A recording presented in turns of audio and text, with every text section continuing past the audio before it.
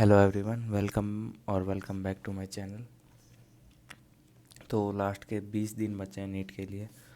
और ये ऐसा टाइम होता है जिसमें बहुत लोग डिस्ट्रैक्ट होने लगते हैं और पीछे हट जाते हैं। डर लगने लगता है कि एग्ज़ाम के इतने ही दिन बचे हैं, तो अब कैसे होगा, इतने से टाइम में कैसे क्या पढ़ें अब, है ना। तो इस टाइम में पीछे नहीं हटना है। ये दिन ऐसे होते हैं लास्ट के जिसमें तुम्हारे मार्क्स बहुत इंक्रीज़ होते हैं। अगर इसमें तुम पीछे नहीं हटोगे तुम्हारे बहुत अच्छे मार्क्स आएंगे, है ना। और एक बात याद रखना, winners are great finishers, losers are great starters. ठीक है, तो कसम खा लो कि इस बार फिनिश करके ही जाना है। अगर तुमने स्टार्ट किया नीट के लिए तो तुम्हें फिनिश करके जाना है इस बार। ठीक है। और जिसका सिलेबस कंप्लीट हो गया है ना, वो हर दिन टेस्ट दो और उसका एनालिसिस करो अच्छे से, तो तुम्हारे मार्क्स बहुत अच्छे इंक्रीज़ होंगे, तुम्हारी सिली मिस्टेक्स कम होगी। ज़्यादातर सिली मिस्टेक्स ही होती हैं जिनकी वजह से मार्क्स कम आते हैं, है ना। ये तुम्हें भी पता होगा कि यार ये क्या गलती कर दी मैंने, ये नहीं करनी थी, है ना। उन गलतियों को सुधारना है, उन गलतियों को याद रखना है कि ये सिली मिस्टेक नहीं करनी है ऐसे क्वेश्चन में, है ना। और जिसका सिलेबस कंप्लीट नहीं हुआ है वो क्या करेगा, अ, वो इम्पोर्टेंट टॉपिक्स देखना जिनसे क्वेश्चन ज़्यादा आते हैं, उन टॉपिक्स को याद कर लेना, एनसीईआरटी से पढ़ लेना बायो में। और फिज़िक्स में उस टॉपिक से रिलेटेड क्वेश्चंस कर लेना, है ना।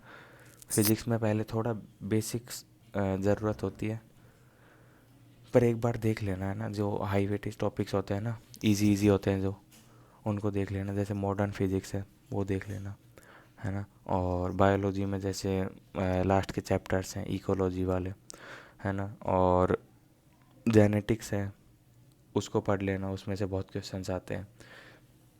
तो ऐसे हाई वेटेज वाले टॉपिक्स देखना और उनको पढ़ लेना ताकि तुम्हारे मार्क्स थोड़े अच्छे आए। अभी तुम हार मान लो कि यार अब तो कुछ नहीं होना, कुछ नहीं पढ़ा, तो अभी जहाँ पे हो उससे तो ऊपर जाओगे और वो कहीं आगे काम आएगा, है ना। वेस्ट तो नहीं जाएगा तुम्हारा पढ़ा हुआ। ठीक है। और यही आखिरी के 20 दिन है जो तुम्हारा फ्यूचर डिसाइड करेंगे। तुम कहाँ जा रहे हो, कौन से कॉलेज में जाओगे, है ना। मेडिकल कॉलेज में जाओगे, कहाँ जाओगे, है ना। बस इस 20 दिन में मेहनत कर लो, है ना, तुम पहुंच जाओगे। मैंने देखे हैं ऐसे लोग बहुत कि भाई लास्ट टाइम में पढ़ के निकल जाते हैं, शुरू में नहीं पढ़ते, है ना।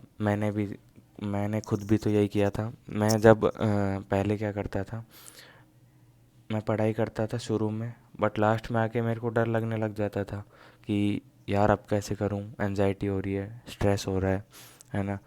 अब कैसे पढूं मैं। तो उस टेंशन से दूर रहने के लिए डिस्ट्रैक्शन होने लगते हैं, तो हम डिस्ट्रैक्शन की तरफ खींचे चले जाते हैं, है ना। और फिर वो पढ़ाई साइड में रह जाती है। पर इस बार मैंने क्या किया था, मैंने कसम खा ली थी कि मैं इस बार फिनिश करके रहूँगा, ख़त्म करके रहूँगा, है ना। ये आखिरी बार होगा मेरा, इसके बाद आगे देखा जाएगा। बट इस बार मैं अपना 100% दूंगा आखिरी टाइम में। तो मैंने आखिरी टाइम में बहुत अच्छे से पढ़ाई की, बिल्कुल भी टाइम वेस्ट नहीं किया और मेरे इसी वजह से अच्छे मार्क्स आए, है ना। तो लास्ट का टाइम बहुत इम्पोर्टेंट होता है, सबसे इम्पोर्टेंट होता है लास्ट का टाइम।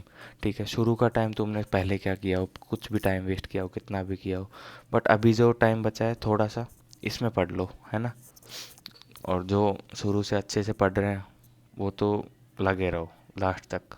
ठीक है, टेस्ट दो, डेली एक टेस्ट दो, 2 टेस्ट दे सकते हो, टाइम मैनेज कर सकते हो एनालिसिस को साथ लेके। ठीक है, तो 2 टेस्ट दो। ठीक है।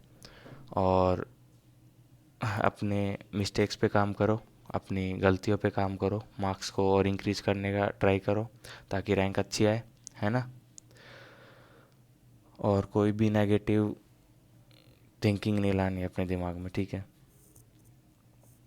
इसके बाद बायो में तुम सिर्फ एनसीईआरटी पे फोकस करो, अभी नोट्स को साइड रख दो। अब सिर्फ एनसीईआरटी की लाइंस पढ़नी है क्योंकि लाइंस उठ के आएंगी पेपर में।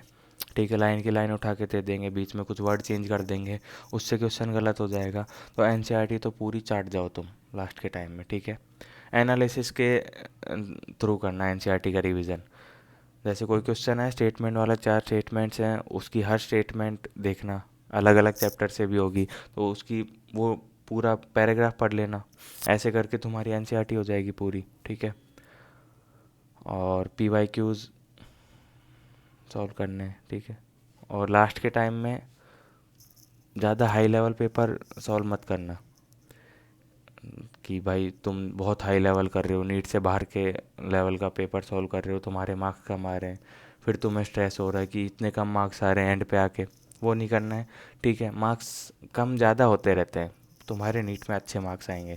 जो टेस्ट तुम अभी दे रहे हो ना, उससे ज़्यादा ही मार्क्स आएंगे तुम्हारे नीट में, ठीक है। और फिज़िक्स में क्वेश्चन प्रैक्टिस करो, ठीक है। फिजिकल केमिस्ट्री में इंटैक्ट क्वेश्चन सॉल्व कर लो बहुत सारे, ठीक है। और बस ये प्रैक्टिस करो, ठीक है, रुकना नहीं है। आखिरी टाइम में तुम पहुंच गए हो, बस 20 दिन और है, 20 दिन पढ़ना है बस, ठीक है। उसके बाद मज़े ही मज़े, ठीक है। ओके, अच्छे से पढ़ाई करो और हार मत मानना कभी भी, ठीक है। चाहे हो सिलेक्शन चाहे ना हो, ठीक है, तुम अच्छा करोगे अपनी लाइफ में। All the best.